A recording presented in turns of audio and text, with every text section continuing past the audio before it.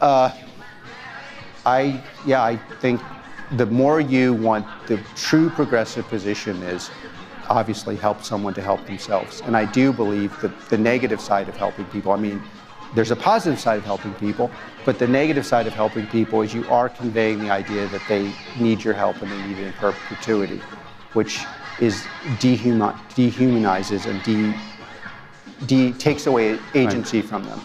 But I do believe that America and strong individuals, realistic individuals, recognize you are largely on your own.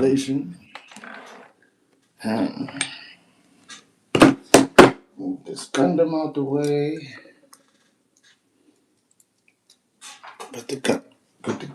Put the Gundam somewhere.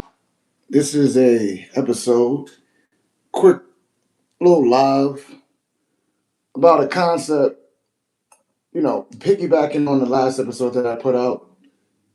Check that out, Built Dialectics, talking about, Jasmine Crockett and the Black Mass Leadership class, tying that into the balkanization of the Ozarks and the Appalachians, because ultimately the people with the access and control want to balkanize America.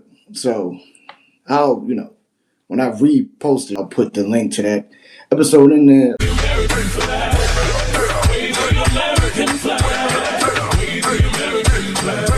But this is tied into, again, that episode. On that episode, I had talked about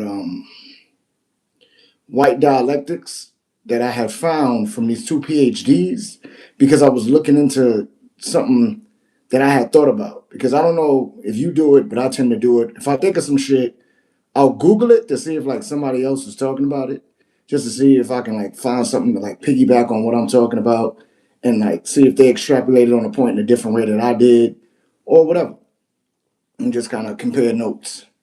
But I didn't find the thing I was exactly talking about amongst myself, or writing down. The thing I'm going to talk about real quick is dialectical racism. I have no idea what you're talking about, sir. Okay? So if you understand what dialectics is a thesis, an antithesis, and a synthesis. So you have something that you proclaim, you have something that's counter to that, you have those two things struggle it out, and then you are left with the synthesis, the answer to that thing, right? So dialectical materialism, as far as in Marxism, communism and all that shit, whatever, it is supposed to be showing you the process of going from, let's say, what is now capitalism into barbarism. I argue that capitalism is barbarism, so there is no end, but it's showing you the process throughout human interaction with the material world that leads you to an endpoint. Dialectic materialism has an endpoint, which is barbarism, which is shit going to shit. Not because it's supposed to go to shit, but because if you pay attention to what's going on around you, the contradictions, because that's what dialectics ties into, the contradictions are heightened so much so that it's going to turn into something bad. Now, contradictions heightening is not something that you necessarily want to do, only if you don't want revolution. To explain a contradiction heightening is for instance, right now, right? Within the empire, within this colony under empire, you have all of these conflicts going on. You have people losing healthcare, people losing jobs, yada, yada, yada. It is building up. That buildup of negativity from the powers that be is contradictions heightening, okay? So as those contradictions heighten, it gets to a point where people are we raging. So you have, for instance, a contradiction heightening, a few months ago, you have France or whatever, you have those people protesting, burning. I think Italy, not too long ago, there was anarchists staying at some building. They occupied a building. Eventually, the prime minister and all that got them up out of there because they didn't want them to, squat or whatever. That's a contradiction heightened. It's like people are unhoused, people aren't being paid a wage that they can live off of. So people took it upon themselves to take over a building that is unoccupied because of the extremes of capitalism. Capitalism creates contradictions heightening to a point where ultimately a revolution happens, like something happens, right? So with dialectical racism, it is something that is tied into the system and tied into a people that is targeted within that system. So racism in and of itself is a system. It is a process in which someone someone working in concert with an entity has the control and access to keep another group of people out of the way, like put them in a bad spot, subjugate them, have them all. Right? Now, when it comes to dialectical racism, the people that are usually targeted as those that are supposed to act out and live out the dialectical racism, it is European people, that are racialized as white. So, like the people in America, like those folks, right? And pretty much anybody that kind of ties into the nationalism here operates on dialectical racism. But right now, we're going to talk about people racialized as white. When it comes to that, it is the point that someone racialized as white is supposed to be put into a situation where they are raised and they grow up in a way that keeps them away from actually interacting with the material world, so they end up being very alien to so many things that the unfamiliarity can start to become uncomfortable. And the uncomfortableness, if not properly dealt with, can turn into that person being a bigot. And now that they are a white person leaning into what whiteness is supposed to be under this system, they tie into the racist system, thus becoming dialectically racist. You smell like fucking Jim Crow.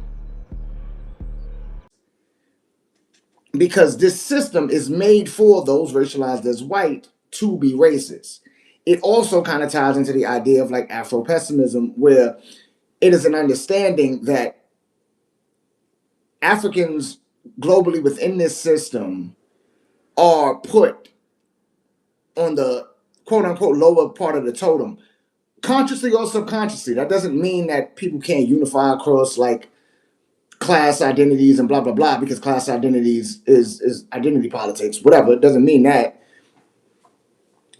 What it means is because of the system that was created by people with control and access through chattel slavery, by way of transatlantic slave trade and whatnot, and then the evolution of chattel slavery turning into, capitalism and yada yada yada, even though, again, we could, you end up with a society that has never really reckoned with that, regardless of what Ghana is talking about. Like, oh, Ghana goes to the UN to try to get them to recognize slavery as one of the worst atrocities to humanity. Yeah, we know that. Like, you think the UN gives a UN was made to make the US and all Western powers, the whites, be able to do foul shit and then just be like, oh man, that's kind of it happened. Oh well, like UNRWA was made a year, what was it? I think within the same year of the Nakba. So imagine doing the Nakba, and then rather than actually going into Palestine to help the people and, liberate the people from a interloper force, the Western powers was like, how about we just give these people aid? Like, that's dialectically racist, okay? Because the end result of these systems are to subjugate people. So again, tying it back to someone racialized as white, the point of that person, right, being racialized as white within the system is to follow a game plan, whether they know it or not, to eventually separate themselves so much from everyone else and not even be homogenous in their thinking, just be so selfish in their thinking that they can't relate to people seen as non-white.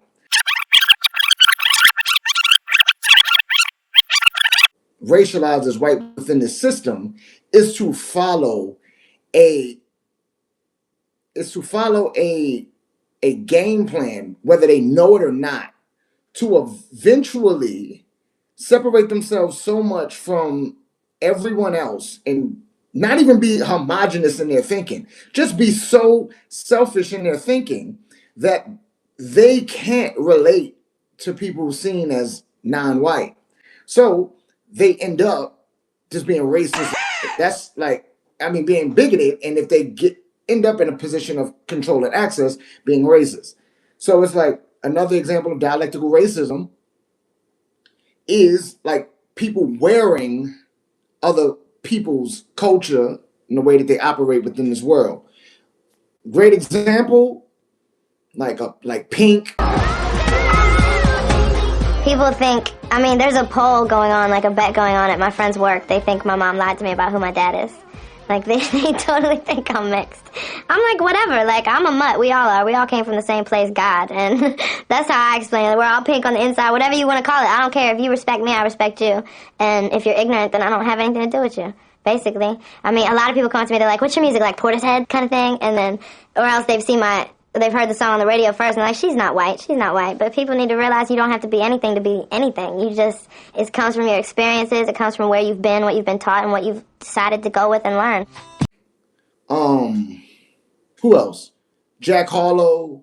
White rappers are afforded more freedom to change their genre. True or false? I'm gonna have to think about that.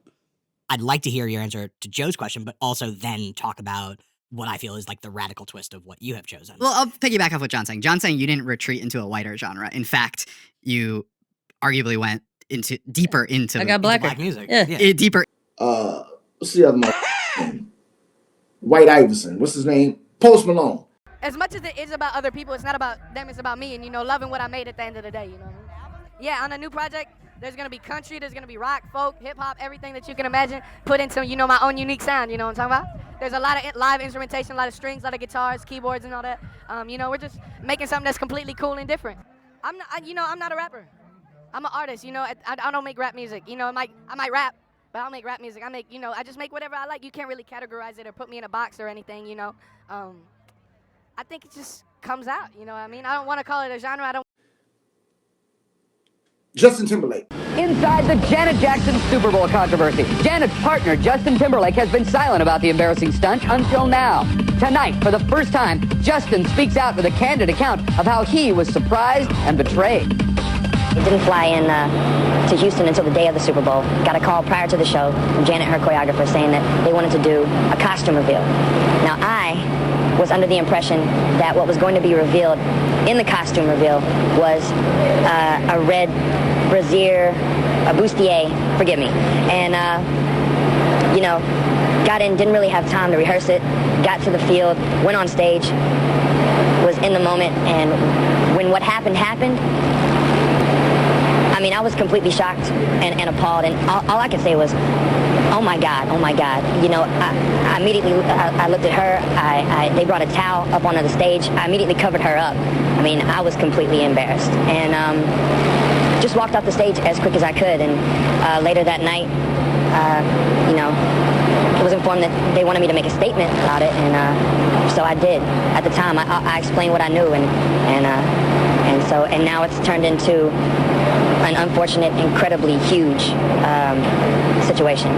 Justin was emphatic the idea was not his. Especially coming off such a great year. 2003 was remarkable for me, and I felt like I made a lot of steps with my music, and I did a lot of good things. And like I said, I don't want to be involved in a stunt. That's not my style. You know, I don't have any reason to do this. I'm frustrated. I'm frustrated at the whole situation. I'm frustrated that my character is being questioned. I don't feel like I need publicity like this. And I wouldn't want to be involved with a stunt, especially something of this magnitude.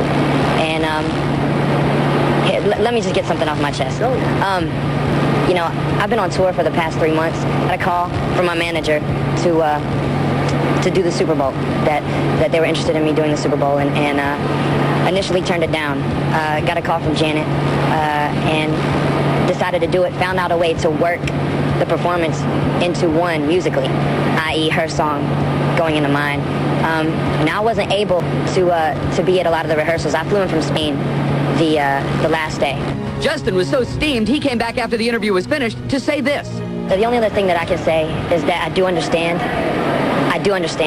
how unfortunate this is. I do understand that there were a lot of people that were completely offended by what happened, including my own family.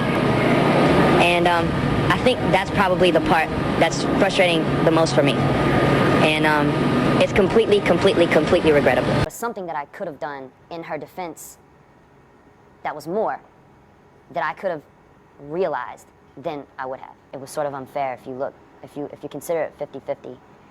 I mean, I probably got 10% of the blame, and that, I think that says something about society.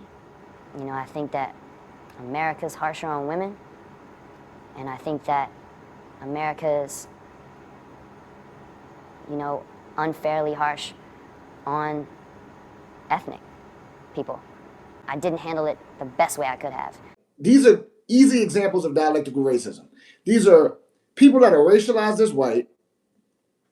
They operate within a musical space that the music that they were operating in was something that was created and dominated by Africans in America, so-called black people. They moved up in the world doing the music that was related to and a part of being a, you know, African person in America, a black person, and they took that to another level because they're racialized as white. And along the way, they garnered fame and garnered praise and love and invited to the cookout because of their proximity to blackness. Stop trying to trick the black man. Right? And then once they got to a position where they was like, Miley Cyrus. Everybody tripping like they popping Miley. Up in the club is where you find me. Once they got to a position where they was like, I'm good now. I'm gonna go back to like rock and roll or country music. They like shedded that costume and was like, yeah, I was just doing it just cause. It's like, that's dialectically racist, because what you did was you allowed yourself to be consumed by the idea of what whiteness is and how it's presented within the society.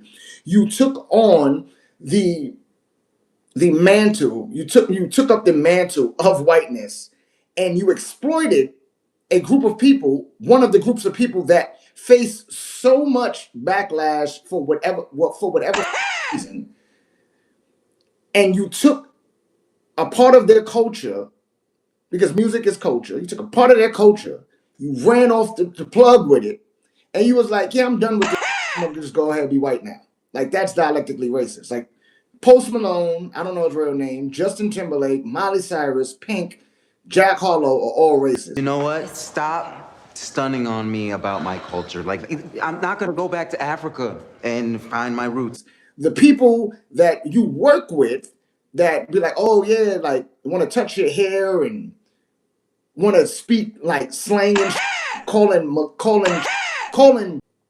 in Ebonics millennial talk. That's dialectically racist, because you're completely erasing a whole group of people and you're acting as though they don't exist, so that way you can make nebulous the idea of a culture, so you can force an amalgamation of culture in such a way that you forget where it comes from. Like, I'm from New York City, right? I've been living in Ohio for like 10 years now.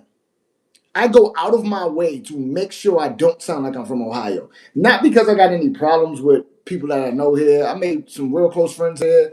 I met some great people out here. But it's because I'm just not a big fan of amalgamation of language. I come from New York City. Somebody from Harlem don't sound like somebody from the Bronx, don't sound like somebody from Queens, don't sound like somebody from Brooklyn. No one gives a an island. But is that type of but that amalgamation of culture, the amalgamation of language is dialectically racist. So it's not to say like, for instance, I lived in Thailand. It's not to say like Young Om, who's like a really good rapper in Thailand.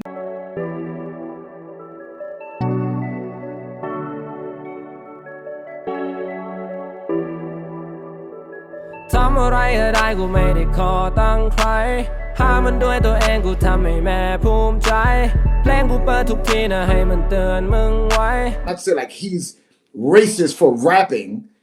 It's to say culture, as far as hip hop, that black people under this system were made to be the most entertaining to the world, right? And they just took our that what we was doing and like posting it out to the world. It's just like Asian people, predominantly Chinese people, were made to be seen as like, oh, they do martial arts and blah, blah, blah, blah. Let's put kung fu out in the world. And then let's have like people thinking that just because you're like, there's people that don't even really think of Asia as a full continent. Like anytime, because we live in America, you hear China more than anything else, that there are some people that think China itself is the continent of Asia. Like people don't know about other parts of Asia. Like for instance, Thailand has one of the oldest forms of DNA, like African DNA. There's a tribe, there's a nation that is, I forgot what part of Thailand. I mean, 40,000 years ago, these are the people that walked into this land and started populating this area.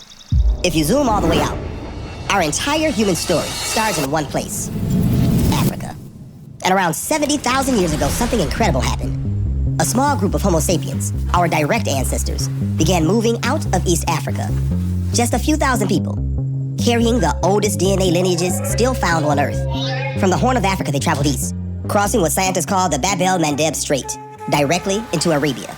This was the beginning of what we now call the Out of Africa 2 migration. Zoom on. The herd, which way? Past the Twin Rocks, Elder, into the unmapped lands of the setting sun. We smelled rain there. The Twin Rocks are forbidden. We stay here. Stay, and you choose the empty belly. The land is dead. The animals are gone. The only path to life is the path to the herd. Stay is end. Go is new life. Me follow the herd. Who walk with me? By 65,000 years ago, these early humans were following the coastline of the Indian Ocean, moving through what is now Yemen, then Oman, then Iran, and into South Asia. They continued to hug the coast, heading deeper into Southeast Asia. By 50,000 years ago, their descendants reached the forests of what is now Thailand and Malaysia, like home. The ancestors of today's Manique, Batek, and other Negrito peoples of Southeast Asia. Sometime between 55 and 70,000 years ago, the ancestors of every single non-African person alive today left Africa to spread around the world. There were certainly many different migrations of Homo sapiens out of Africa at different times. We know this because some of our ancestors slept with Neanderthals 130,000 years ago, and there are also a few human remains that have been found outside the continent that predate that time. There were also undoubtedly migrations back into Africa. People moved freely. They didn't care which continent they lived in. They almost certainly didn't have a concept of that. And so out of Africa too is the name we have for this movement of our direct ancestors outside of the continent at that time.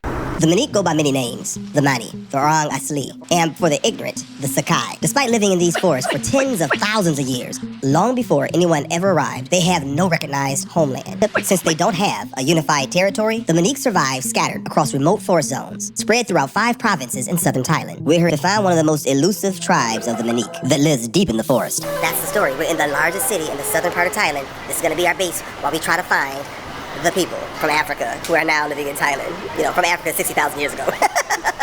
So anyway, we're here. Hopefully we can find them, starting now. Our best leads came from our Grab drivers. After getting enough information for them, we made our next move, catching 2 passenger vans, rode in the back of 2 pickup trucks, and finally secured a private driver to get us to the area where the Manique had been spotted. It really seemed like this trip was not going to take place. We got rained out.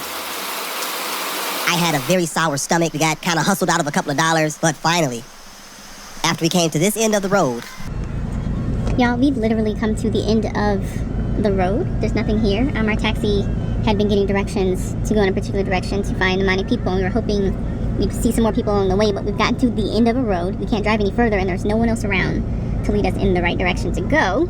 So, the mystery continues. I don't know if we'll find them today, but they are, Rondell and the driver are just kind of walking around seeing if somebody is going to appear that we can talk to. But right now, we're just kind of surrounded by rubber trees over here. There's the driver just kind of standing there like, I don't know what to do. And Rondell's off somewhere over there taking pictures. Hello! Monique. Oh, y'all know, I want to meet these people so desperately, y'all. Come on, I know y'all out here.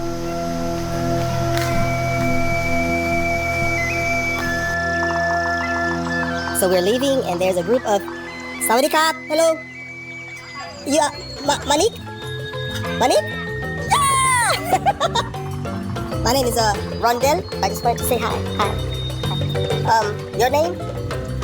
My name Rondell. Okay.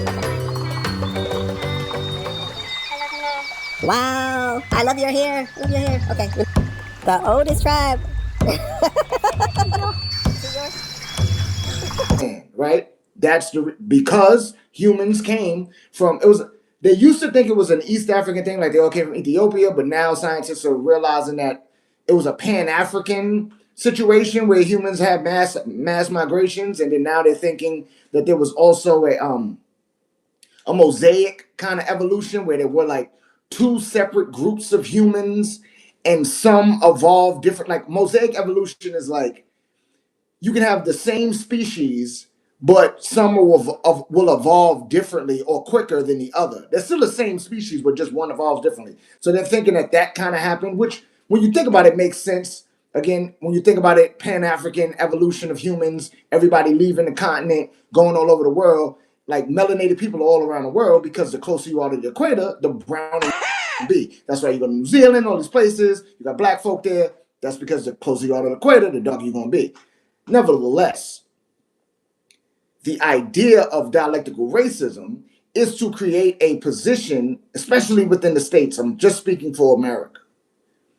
This idea of America, where you can take people who are racialized as white and you can put them in a position where they are left to be isolated and only kind of engulfed in whatever culture is forced upon them by whatever white is supposed to be.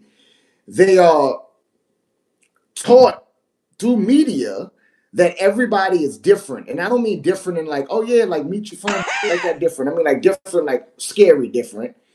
And so when they actually start to interact with the rest of the world, their understanding of other people is so skewed by the racist system that they unconsciously do big touching people's hair, asking what slang means, all that. Like, you can ask me what I'm talking about. Like, unless I'm talking to you directly and I use shit that you don't understand, sure. But if I'm saying whatever I'm saying and then you like, yo, what that, it's none of your business what that means. Like, it's the same thing. Like if I'm living in Thailand and I see two Thai people having a full-on conversation in Thai, unless I know those people or we are in a situation where I need to know what they're talking about, I'm not about to ask what they're talking about. It's none of my goddamn business. But that's dialectically racist because reason being, I could be sitting there trying to figure out what they're talking about, right? And then if I start getting frustrated because they're not speaking a language I understand, I get mad that these people aren't speaking English in a place that they speak Thai. Now, that may sound funny to you, but if you think about the arrogance of what Americans are supposed to have, what a lot of Americans have, there's a lot of American people who go to foreign countries and are mad that people aren't speaking English. I'm so arrogant. When I travel to other people's countries, I refer to them in their own country as foreigner. I act like they visiting me. I look at them like, oh, where are you from, man? Where are you from?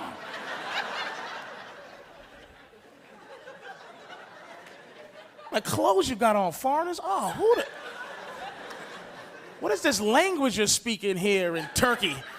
Yeah, that's anecdotal, but you know people like that. If you have friends that have traveled, it may not be your friends directly, but I know I've seen it with my own eyes. People getting mad that folk ain't speaking English. It's like, bro, you in Thailand. Talking about. And then when it comes to Thai, just like Arabic in Egypt, if I'm not mistaken, they speak a more standard Arabic across the Arab world and the Arab diaspora, like it's different dialects, but it's just like with any language, but like Thai, like up north, like in Bangkok and shit is more like standard kind of Thai, but if you go like to the countryside, the way that they speak Thai is different. But that's with any kind of dialect. And people sound different. Like you can go to one part of Thailand and somebody could be speaking Thai. You can take that person to another part of Thailand and that other person might not understand them because of the way that they speak. Which is to me cool as because it's just like, oh my God, like people forming a language, forming a culture, because that's what humans do. Now, dialectical racism causes one, again, talking to my wife, causes one to be put in a position where because they're isolated, because they're taught all of these from media and from poor representations of humans who are like the people that are around them, they lean into these like odd kind of like, oh, what did you put in the food and all that type of shit. And if not checked early, will slowly build and build and build and build until they start having problematic views. And then those problematic views start turning into like people checking them on those views. Excuse me, people checking them on those views turns into them getting pissed off about being checked about those views. Them getting pissed off about being checked about those views turns into, oh, you can't say nothing no more. People getting canceled for everything. Damn, yo. I remember, like, if they put out Tropic Thunder right now, we couldn't even put out Tropic Thunder right now. It's like, that's dialectically. Anyone that talks about Tropic Thunder and talks about Robert Downey Jr. in blackface is operating within the lens of dialectical racism. Because what you're saying is, because this white man did blackface so good for you in a comedic fashion that we are in an era that to you is too sensitive to understand a joke that is parodying a era of comedy where you had the step and fetches and all that other shit, but it's doing it in a way that is actually making fun of that idea. But you're not understanding the nuance to the joke. You're understanding it from a standpoint of like blazing saddles. Like you can't make these jokes nowadays. Like don't make those kind of jokes. There's still very raunchy comedy movies out, whether they be high budget or low budget. Like that one movie that came out a few years ago with those kids that were cursing up a storm. They was like 10 and 12 years old. South Park still exists. Like this, like that. The issue is when you are very nostalgic, you're slowly tying into dialectical racism. Because what are the days that you exactly miss? Outside of you talking about like capitalist kind of like, damn, I remember when you could go over here and it cost this much, or I remember when this thing existed. Like you aside of you tying yourself to like edifices, like buildings you used to go to, or parks, or like being able to buy a Hostess cake for 25 cents. Like, what are you really looking for? Because it was the same then that it is now. It's just accelerated a little bit. Hey, everybody, an old man's talking. So dialectical racism is not saying that anybody racialized as white is racist, but it is saying that someone racialized as white in this place, in this, so-called country, has the opportunity to be racist, to be a bigot, to work within the racist system, to possibly be racist. Meaning, because of this system, they are supposed to be, not because they want to be, but because the system wants them to be, because it perpetuates, it keeps itself alive. It's autopiosis. Autopiosis? Yeah. I think it's autopiosis is the word. But it's like it's self-procreating and whatnot. Whatever. But like being able to repeat itself constantly. So the idea of dialectical racism, the way that you can get yourself away from it is, dealing with the contradictions that we live with within the society. So, for instance, there's been talk with like sociologists and like scientists or whatnot in regard to like post-traumatic slave syndrome, which is the understanding that because of the enslavement of Africans over the centuries, epigenetics have like passed on through generations where like certain trigger certain responses within a person. And on the other end, with people racialized as white, European folk live in this state, live in this country because of the enslavement of Africans, and because some of those folk are related to some of the people that was doing that foul, or related to some of the people that were like apathetic or like kind of indifferent about what was happening, that they could tie themselves into like having slave master mentality. Epigenetics can be dealt with just like dialectical racism, with you being conscious of the history, you being conscious of your actions and of your moves, and really questioning interactions with other humans. Because in the end, no group of people is a monolith, right? But what can happen is, because we live in a fixed society, there is certain roles that people are quote unquote supposed to play. This is why like right wing heads like say Charlie Kirk will be like, oh yeah, women don't even really want to work, like they want to be at home making babies, like natalists that like and Elon Musk and all the rest of them saying, and like wanting to pass the SAFE Act to like make it harder for women to vote, that make it harder for trans people to be able to vote, and like disenfranchise a bunch of folk. That idea, it's embedded within the system. It's made for people, if you don't pay attention, to fall in line with shit. That's why when you hear shit like, for instance, you have folk that make it to like the NBA, NFL, and shit like that, and they're like, yo, I'm from XYZ place. We wasn't supposed to make it out. And you see it on like ESPN or all these places, like, yeah, man, they went through XYZ to get here. They did this, they 30 for 30. Wow, they really made it, blah, blah, blah, blah. And it's like, we shouldn't be celebrating that. Not to say that we shouldn't be celebrating someone making it out of hardships to follow their dream as an NFL running back. But it's to say, why the do we live in a society where it is very common to talk to someone who's in one of these positions as an athlete, that they came from dire straits? Shout out to the Straight Home Moves, and the Gator Tears. But they came from dire straits to be athletes. Like, living in hardship isn't quote unquote natural, in the sense that poverty only exists because capitalism does. Before money existed, the universal aspect of currency centered on trade, or what's more commonly referred to as the barter system. The demand placed on goods or services determined its value. This same principle of give and take is demonstrated in the current exchange or stock markets around the world today. So if you go back to, say, ancient Egypt, before money as we know it today existed, how did you know the rich person from the poor person? Well, you knew that based on the resources they had at their disposal. You knew that based on their wealth, and wealth was seen as a more universal concept than just how much money I have in my pocket. So for example, let's say that I am sitting here and I have this pineapple, and I really don't need a pineapple. I don't want this pineapple. I don't even like pineapple. But I know the pineapple has value because I know that there's somebody out there that wants a pineapple. But instead of wanting a pineapple, I actually want bananas. So what might I do? Well, I might go, and let's say I go into the marketplace and I find out that 2 bananas is worth 1 pineapple. Well, I'm going to have to find somebody who has bananas and say, hey, I'll give you this pineapple in exchange for your 2 bananas. And what's going to happen is that the number of bananas necessary to get 1 pineapple is going to fluctuate and change based on the supply and demand of bananas and pineapples. So if pineapple suddenly became really popular and very rare, then it might take 20 bananas to get 1 pineapple. Or bananas suddenly were in oversupply, then it might require a lot of bananas to buy 1 pineapple, because people say, oh, bananas are not a big deal, everybody has one. So ultimately, supply and demand are what drives any economic system. Like hardships, if we didn't have capitalism and we just lived in a more, egalitarian, like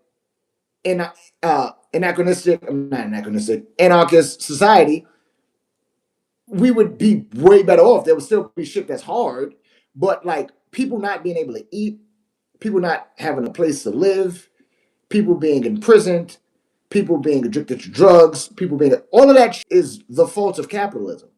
Capitalism in and of itself is dialectically racist, because all chattel slavery did was it recapitulated capitalism, right? So back to tying it, dialectical racism to individuals, white people within this country, they, for the sake of themselves, for the sake of white folk that get it, you need to detach yourself from what whiteness is. Like, because of these race is a class consciousness, right? And it's not like a caste system like that silly book. You can use it like in jest or just like a quick explanation, but that it's not racial caste and all that. It's not the same. But it's a class consciousness, right? White 1676 was made to be the dominant over whatever black is supposed to be, right?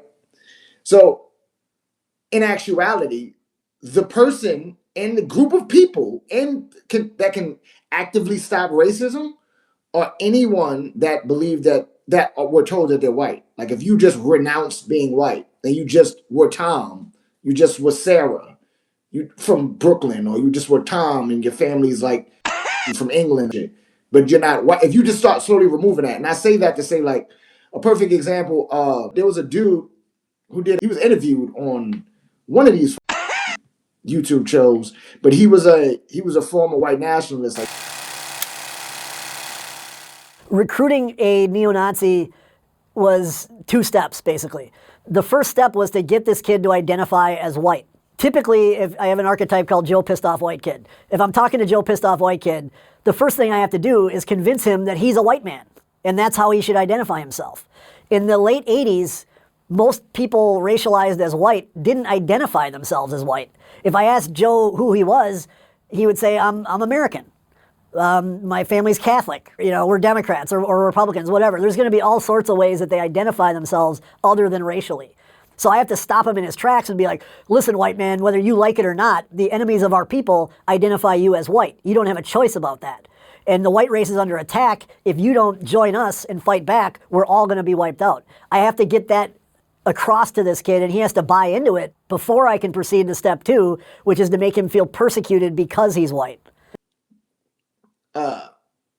Reverse engineer that.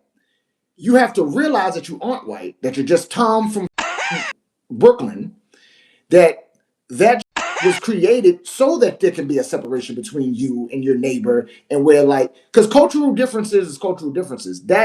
I'm not saying you, but the idea of whiteness is supposed to be the dominant over everything else. So the only people in reality that can stop racism are people racialized as white. So would you rather be white or be human? And we human. Yeah, we can stop racism are people racialized as white. So would you rather be white or be human? Ask yourself that. Because if you really look at the idea again of dialectical racism only works as far as the concept that I'm coming up with, that I'm writing down about dialectical racism. It only works if you lean into race as an actual thing. Like it is a thing conceptually speaking. Sociologically speaking, it's a sociogeny, so it's a sociological phenomena. But it's not a thing as far as like if you don't have it, you'll die. Like you need to be understood as XYZ for to make sense. Like if you relieve yourself of whiteness and you start leaning into your humanity, you'll realize like, oh, human. And like not even that there's only one race, the human race. No, they're just humans. Race is a social construct. It's a sociogeny. It was made to keep people separate. There is no human race. It's just humans. So tying into dialectical racism again, another way that people racialized as white can end racism is stop going to impoverished neighborhoods and volunteering. Not to say that that's a bad thing, right? Not to say that helping out, helping kids learn how to read or working at an after-school program and yada, yada, yada is inherently evil, because it's not. You're doing a good thing. But it's to say like the help you really need is to talk to your community, the people that you surround yourself with, about racism. You need to get them to stop being racist. You need to talk to your cousins, your sisters, your uncles, your brothers, your dads, your mothers, your grandmothers, your grandfathers, your great-grands, your great-granddaddies. You need to get them to stop being racist. The help you really need is to talk to your community, the people that you surround yourself with, about racism. You need to get them to stop being racist. You need to talk to your cousins, your sisters, your uncles, your brothers, your dads, your mothers, your grandmothers, your grandfathers, your great grands, your great granddaddies. You need to get them to stop being racist, because it doesn't matter how much volunteering you do at your local rec center, that is not going to stop racism.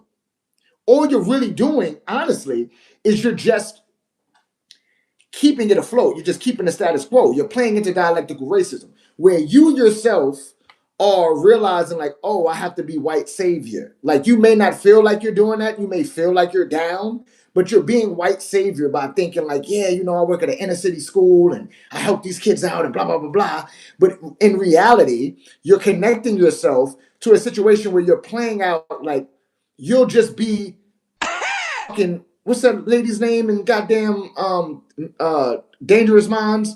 I was about to say Sigourney Weaver. Whatever her name is, you'll be that lady, and that like, you'll be the white person with the do-rag on dancing with all the blacks because you guys finally got along. You finally get each other. Who's gonna help you? Nobody. So who's gonna help? We're gonna help ourselves. And who do we not want to help us? White people. That's right. And get on out of here. Go to school. Like that's gonna happen.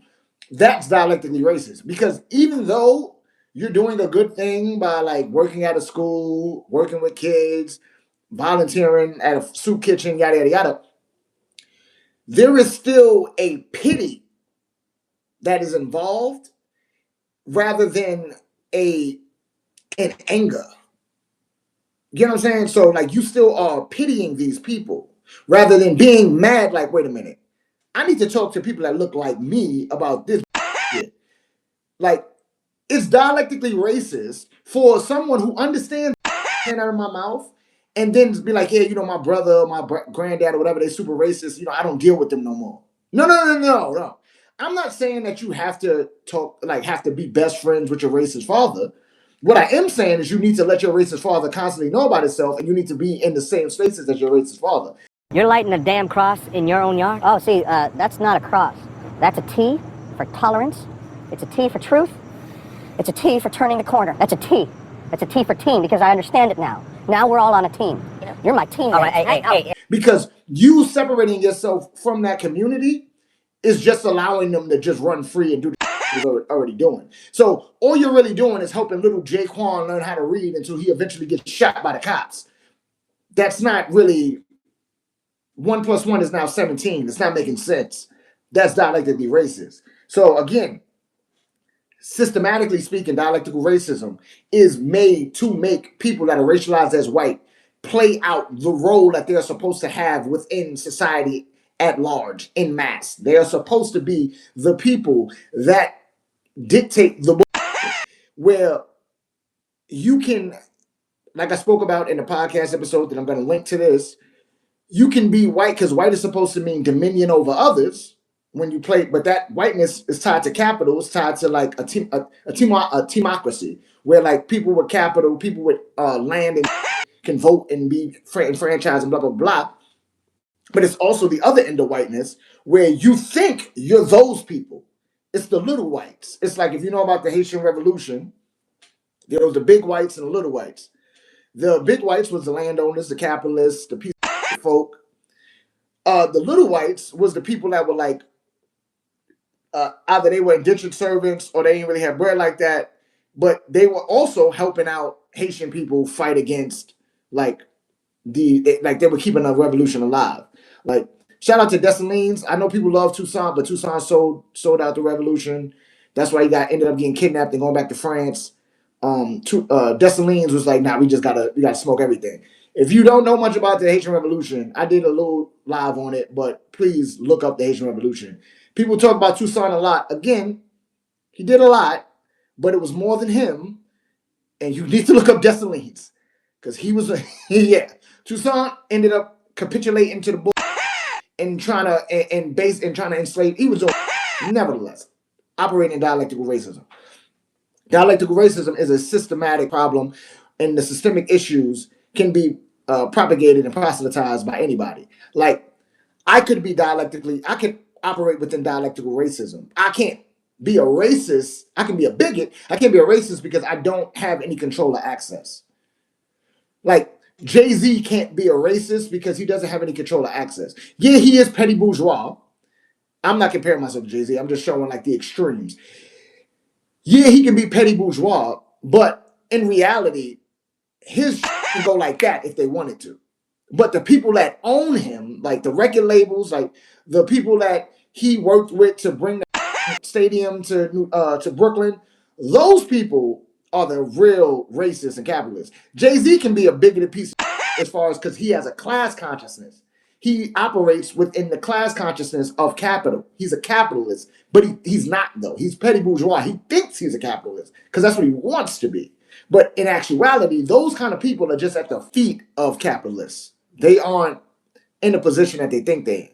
I want to go back to this idea we were talking about just doing things the right way, even when that comes to like attaining wealth and continuing to amass wealth. We're talking about B-sides. One of your illest lines to me is face to the ceiling, race to a billion, heaven on earth, will his wings still fit him? So like, what's the answer to that question? Is it a constant struggle to maintain? Your morality defines who you are, right? It's not what you've attained.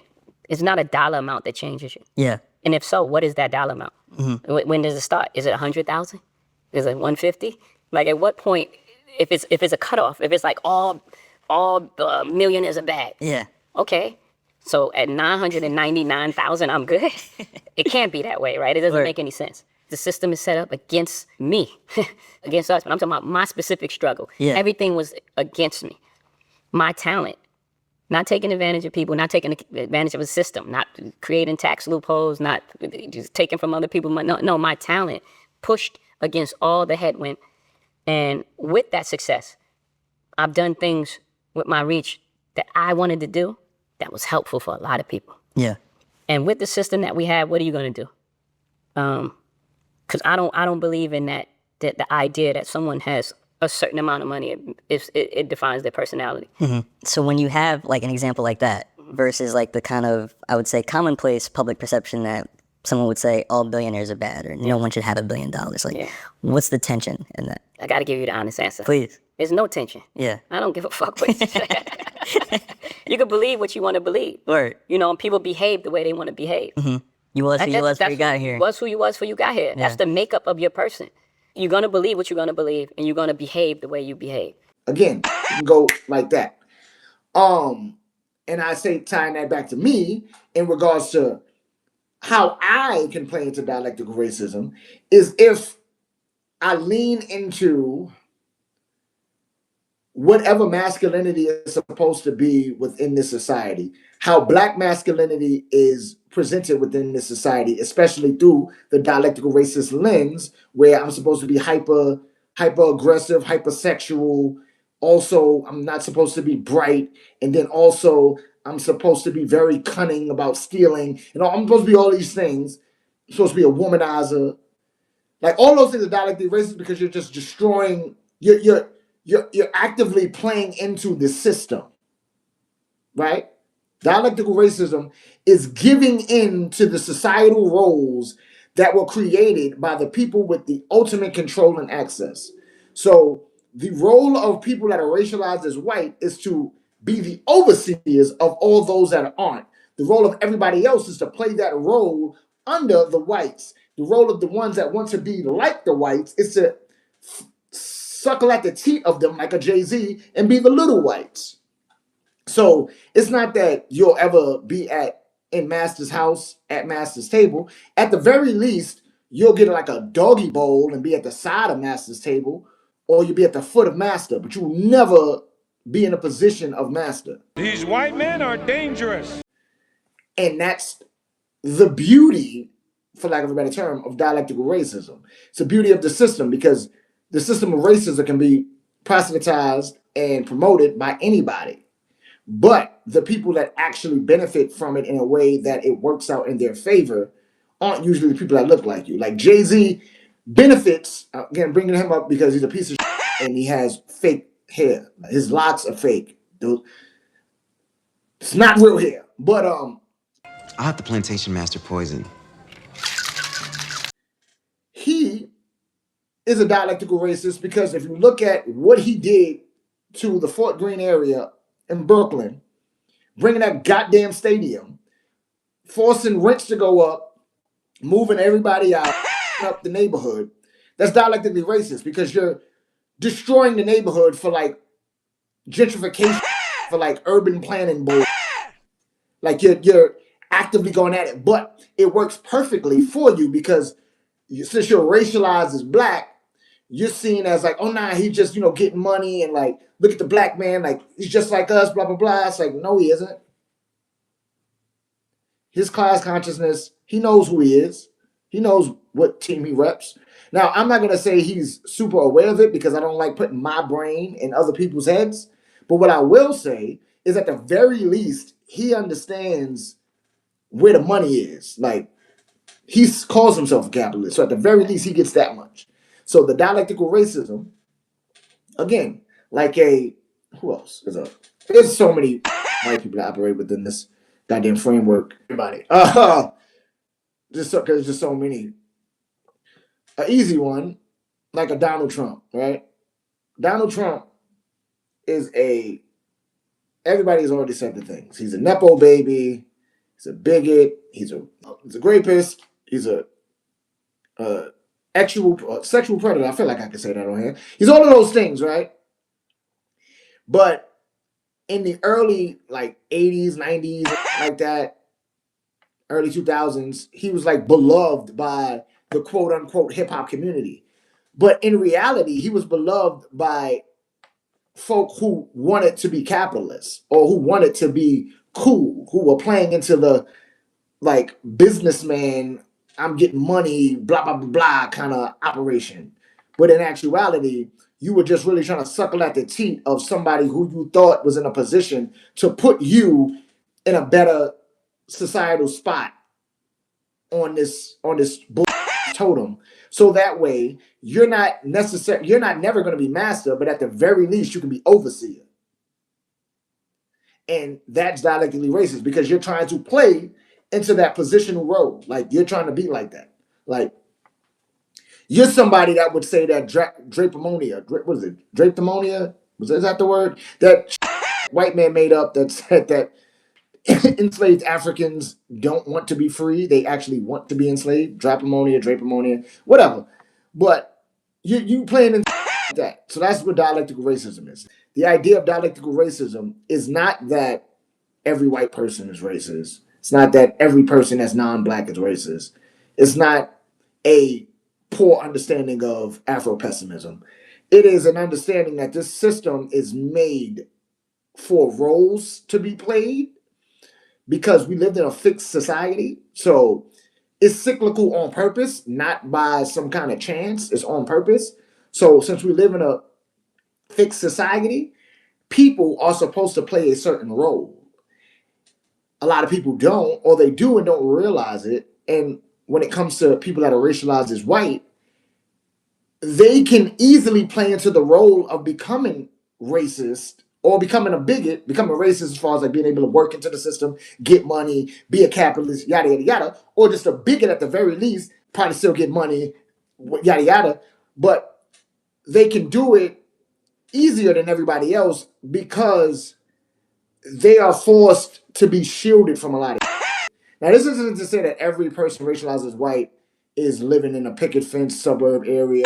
That is just to say, like, a lot of the times, even if you are raised in a neighborhood that isn't quote unquote affluent or whatever, you are put into a position where, because of the system that we are in, they try to force upon you the idea that you aren't like everybody else, whether you realize it or not. It is playing to keep separation going. Dialectical racism is made so that you keep perpetuating the system. And the end goal to dialectical racism is to just keep going. Like it's just to keep going. Hey, I'm not perfect, and neither is the president. Was guiltier than a nigga hiding evidence. You can't be mad that they heated if you don't let them vent. Even the devil was heaven sent. Even Malcolm was heaven sent. Even Martin was heaven sent. Even Kanye was heaven sent. We all heaven sent. Donald too. We all heaven sent. Epstein too.